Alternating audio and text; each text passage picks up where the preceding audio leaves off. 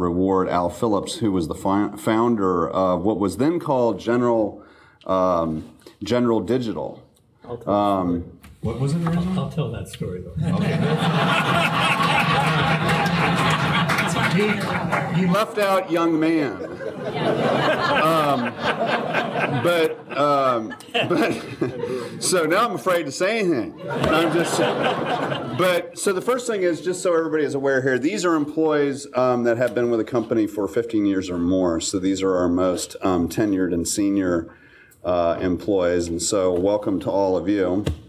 I haven't quite reached 15 years. I guess if you bridged my service, I would be 12 at this point. But just to tell the story in terms of, because I've gotten the question, why are we celebrating our 44th anniversary, not our 45th, or waiting until 50 or something like that? And I'm sure we will do something with our 50th anniversary. But just, it's kind of a funny story because in April it was, right, Al? Just after April. Yeah. April, which I guess was when the company, the month when it was actually formed back in 1970, I got this email from this guy by the name of Al Phillips.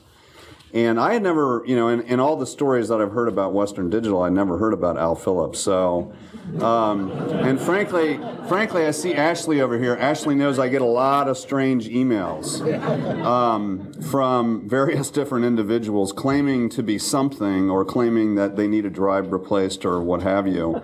And so I was like, is this a hoax or what? Is this for real? Is this Al Phillips? So I then consulted with some of our, I'll call them resident historians of Western Digital. So I sent it to Bob Blair, our head of investor relations, who unfortunately couldn't make it out here. And I also sent it to Rich Rutledge and to Cindy Grace, who I knew undoubtedly would know some of the history. And so they came back and they said, yes, Al Phillips is for real. He's a real human being. And he indeed was the founder and original CEO of Western Digital, or again, the original name of the company, but which he'll tell that story. We all know that, right? And so when we got that, I thought, well, that's kind of interesting. I thought, well, why don't, it'd be good to have him into the office and for me to meet him. And then we, as we began talking about it more, we thought we would arrange a little small celebration and invite some of the prior management leadership team who you see assembled behind me.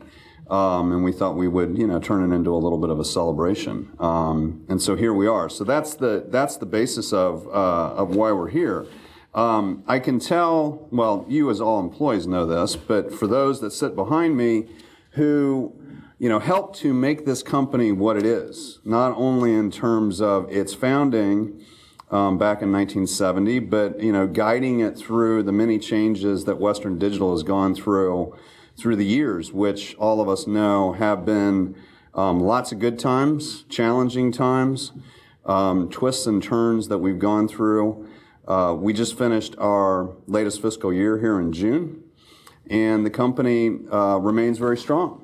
So all of you should, behind me, should feel proud about that and feel responsible for that. We're now a $15 billion company with 80,000 worldwide employees, the largest provider of digital data storage devices in the world, a Fortune 200 company. I can go on and on. I certainly only deserve a small bit of credit for that.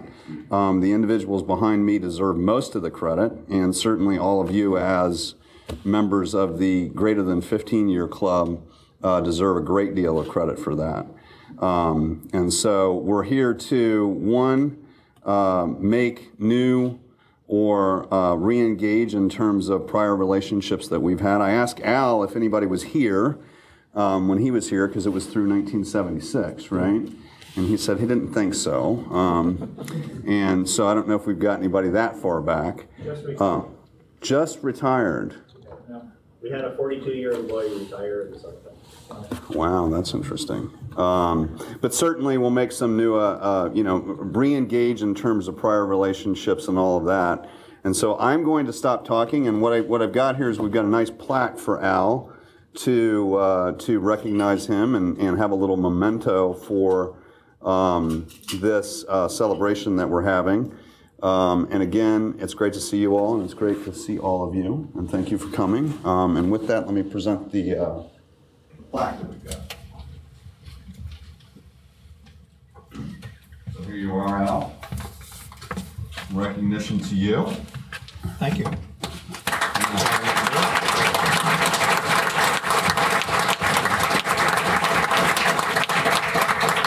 nice to get a standing ovation. Yeah.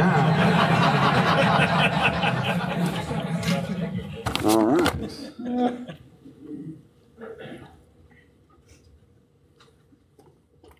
When the guy hooked me up with this, he said, testing, testing. I said, testing, Seagate, Seagate. That didn't go over very well.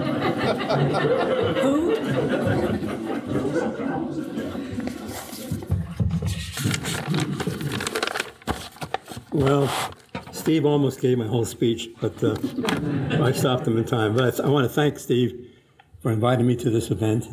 And also I interfaced with Monica Golden, who was helping me figure out where to go and what to do. And I welcome all these executives who have attended. Yeah, it started with this, when I sent him an email greeting where I said, Happy WD Day. And this was April 23rd, the anniversary date of April 23rd, 1970. As you all know, we began as a chip company. And is my mic on? Yep. Oh, okay. And you know, I had spent 20 years in the semiconductor industry. And when, in the 60s, I was responsible for the production entry into integrated circuits for Motorola, for Sylvania, and Rockwell. So I did it 3 times. I think I knew how to do it. So I said, the hell with it, big corporation, I'm going to start my own company. And that's how I got motivated for this company. I wrote up a 5-year plan.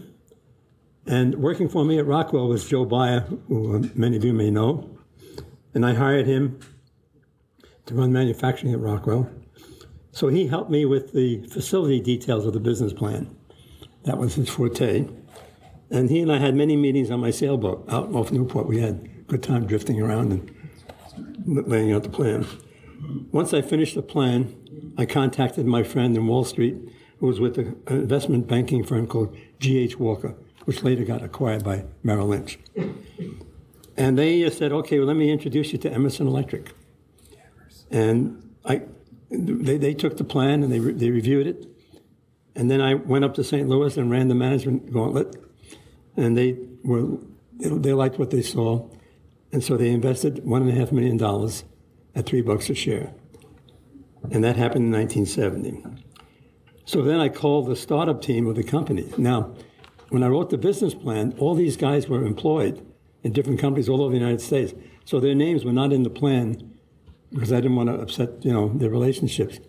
So once I got the money, I called them. I said, guys, I got the money. Come on down. They all quit their jobs and joined me down here in Newport, which was really amazing. So once the money was in the bank and after the closing, I went over to all those empty lots that were west of John Wayne Airport then. They were all empty, no buildings, nothing. And I picked out a lot on the corner of Red Hill and Baker, 2.5 acres, and I bought that from the Irvine Company. And then I contracted with, once you have money, people will do things for you. So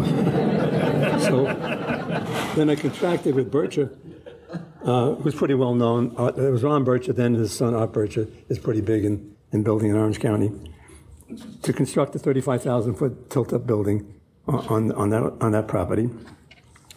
And this building was to include a wafer fab.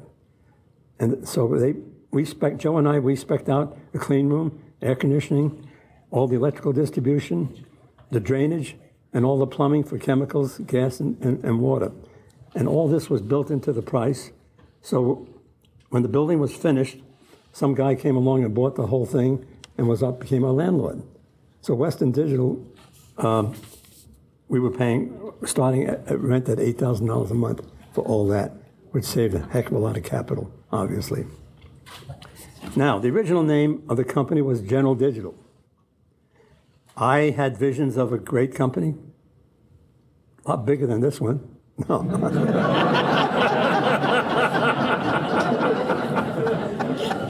And I had visions of General Motors, General Electric, General Telephone, not General Foods, though. And so we had a conflict with a company called Digital General. And so I got a letter from their lawyer, cease and desist and so forth. And I said, okay, don't fight it. We'll just change the name. Now, in the new building, we had a flag cornerstone, three-sided thing, and I had all these beautiful plastic letters machined on all three sides that said General Digital. And it was expensive, and we didn't have much money to work with. So I didn't want to mess around, so I came up with the name Western, because all I had to do was remove the G, the A, and the L, and add a W-S-T. That's how General Digital was born. Isn't that great? Not many people know that story. Why Joe didn't tell everybody. So, as a startup company, money was tight. But the team did an amazing job in saving hundreds of thousands of dollars in cash. We purchased the first prototype Applicon CAD system for designing chip layouts. And we got a good price because we helped assist in debugging their software. So that was one nice thing we got. Then instead of buying an expensive David Mann pattern generator, which the whole industry was using for making masks, we bought a Gyrex, which was good enough. It was being used for printed circuit boards at that time. See, the line width of technology in those days, in the old days, 1970, the best line width we could print was 0.5 mil, which is 12 microns. Now, what's the stuff you're seeing today? 0.12 microns. There's a 100-to-1 improvement over 44 years. That's why we're having this special certificate. We also didn't want to buy those available test systems because they weren't worth the money they were charging. They were inexpensive and they weren't any good, and they couldn't test chips the way we wanted to test them. So we developed our own Spartan tester. And then in order to write off the cost of engineering, we sold several of those systems, which was a good thing. But the critical decision I made in the company was we opted to start with the Silicon Gate MOS process.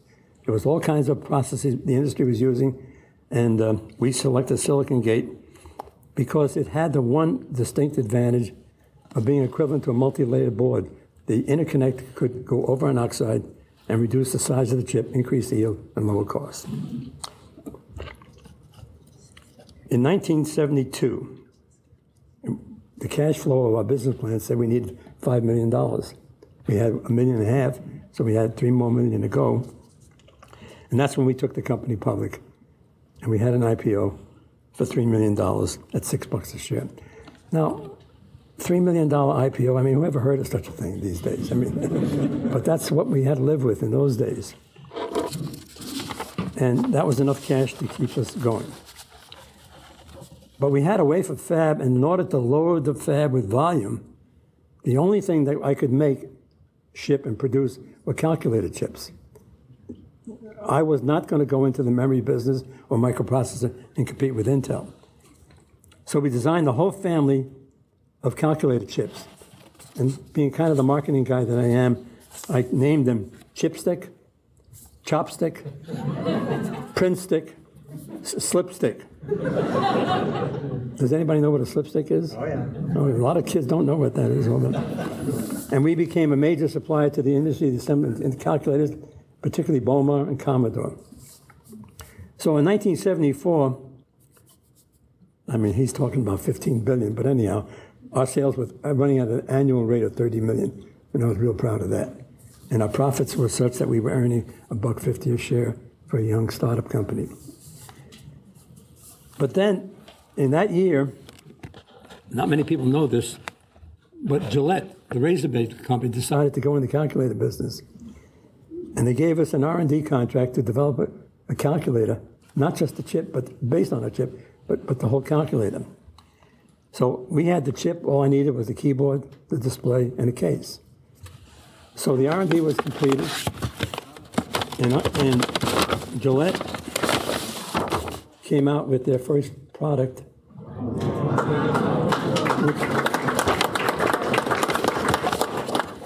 which is that. And this was to be followed by a $12 million contract where I was going to go to KL and do the assembly. So one morning, I get a call from the executive vice president of Gillette, and he says, Al, I got bad news for you. We decided not to go into the market. And they made a wise decision. Damn it.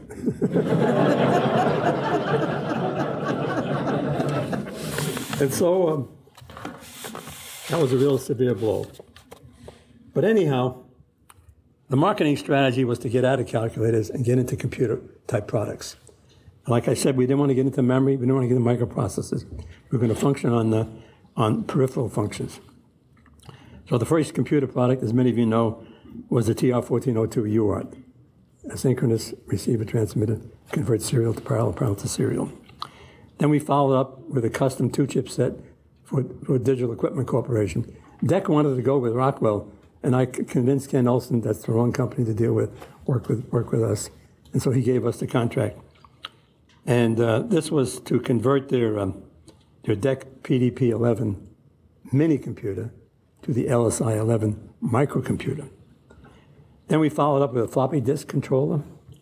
And then we teamed up, the marketing guys teamed up with Control Data, and we started working with them to develop a spec for their Winchester hard drive, which, if I remember correctly, was 11 inches in diameter and had only 40 megabytes. That was the product at that time. The guy who headed up our chip design, my vice president, Bill Roberts, he designed WD's first hard drive chip. And then that eventually led to what you guys had as the WD 1003, if I got the right model. And this 1003 was the seed for your very successful business growth in hard drives. So I thank you all for letting me visit here. This means an awful lot to me. And I hope that when WD celebrates the 50th anniversary, I can come back and tell you that I was able to shoot my age.